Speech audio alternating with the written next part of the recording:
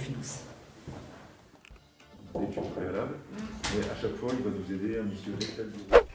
Bien, nous voilà dans la salle du conseil, en présence de Marie-Josée Aubé, premier maire adjoint, chargé donc du budget et des finances, et monsieur Dominique Renard, adjoint chargé donc de l'administration générale et subventions santé.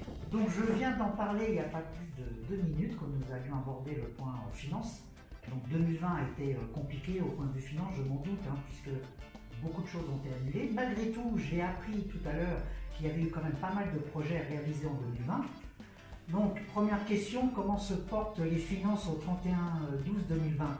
En effet, beaucoup d'événements ont été reportés ou complètement annulés, que ce soit dans le domaine de la culture ou des événementiels et des fêtes et cérémonies. En revanche, nous avons dû acheter des masques, du gel, des gants et réorganiser nos services. Bon, par contre, nos projets ont continué d'avancer et nous avons également augmenté les bons d'achat pour les personnes âgées, pour nos commerçants, pour venir en aide aux commerçants. En conclusion, le budget 2020 a été différemment en fonction des urgences. Donc cela va de soi, ma deuxième question est naturelle. Et quid de 2021?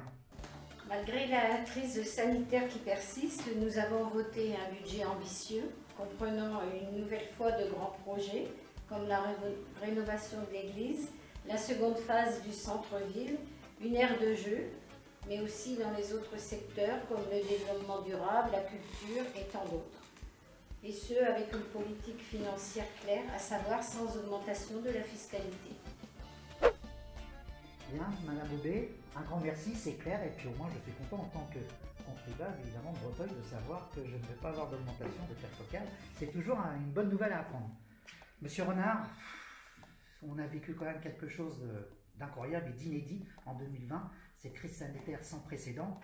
En 2021, comment ça va se passer d'après vous? Et quelles sont éventuellement les recommandations que vous pourrez faire à nos concitoyens?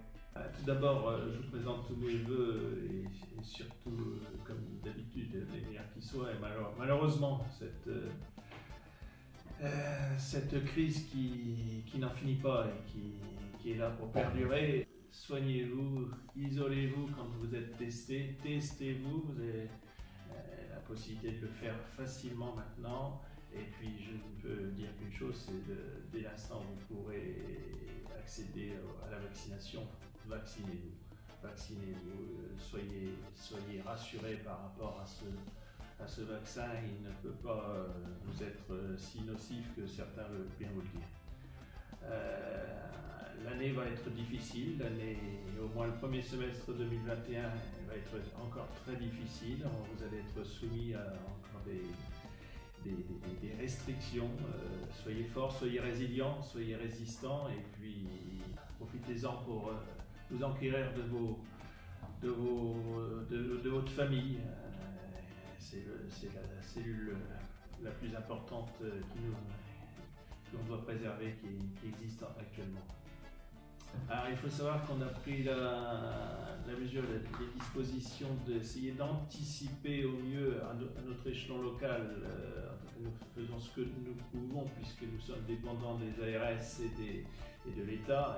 Nous allons mettre à disposition de l'ensemble de nos administrés, de nos habitants, si nous sommes retenus, le centre Jules Verne avec toute la logistique que l'on peut imaginer autour, afin que ce centre soit dédié à la vaccination, si l'option des ARS et de l'État sont celles d'opter pour un échelon administratif de ce genre. Mais je crois savoir que apparemment l'IMB et la maison de santé, la MPS, pourraient être